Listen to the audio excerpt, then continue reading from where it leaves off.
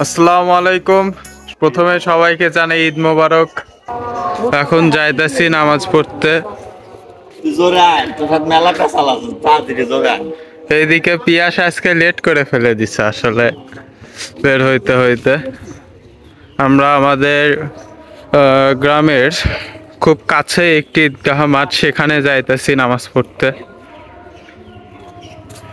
আজকের ওয়েদারটা খুবই ক্লাউডি ক্লাউডি, রোদ নাই আসলে, আছে মোটামুটি হালকা ঠান্ডা ঠান্ডা। এই যে রাস্তায় চলে আসছে, এদিকে মানুষজন আসতেছে, এইদিকে আমরা যাইতেছি। সামনে ঈদগাহ মাঠ। এই যে ছোট বাচ্চাটি একা একা যাচ্ছে নামাজ পড়তে।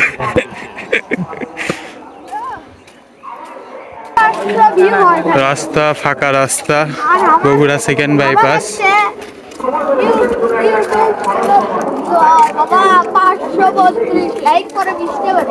হাই হাই, 532 চ্যানেলের নাম কি ভাই? ঈদগাহ মাঠের গেট।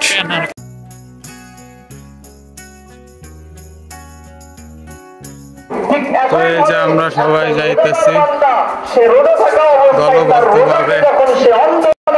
সামনেই ঈদগাহ মাঠ।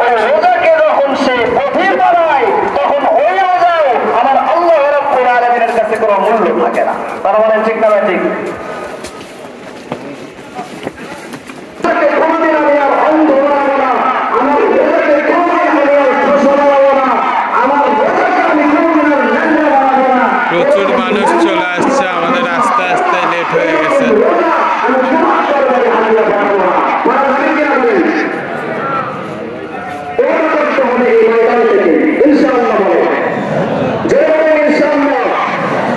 ওই পিছনের দিকে তাহলে আল্লাহ আমাদেরকে সকলকে তৌফিক দান করুন। আসেন রোজার 3 নম্বর স্তর, অল্প একটি গাফলত থেকে বাঁচান।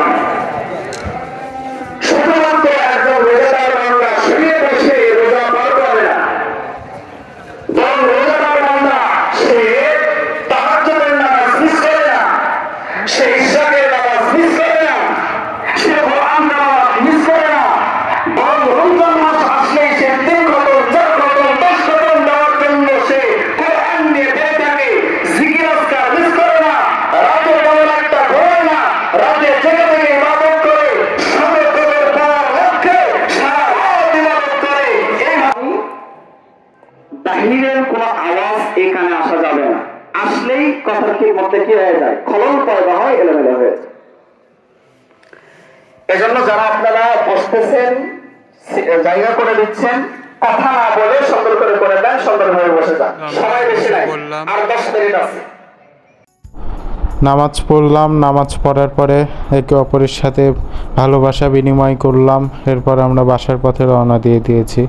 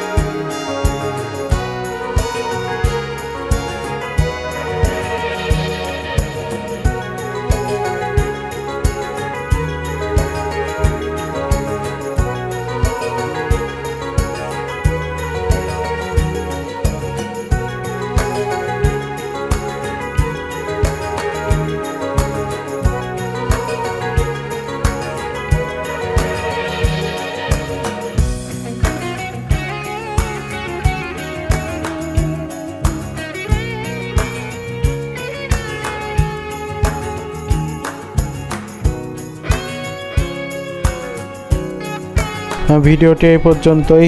সবাইকে আবারও জানাই ঈদ মোবারক। ভালো থাকবেন, সুস্থ থাকবেন। আশা করি সবার ঈদ ভালো কাটবে। আসসালামু আলাইকুম।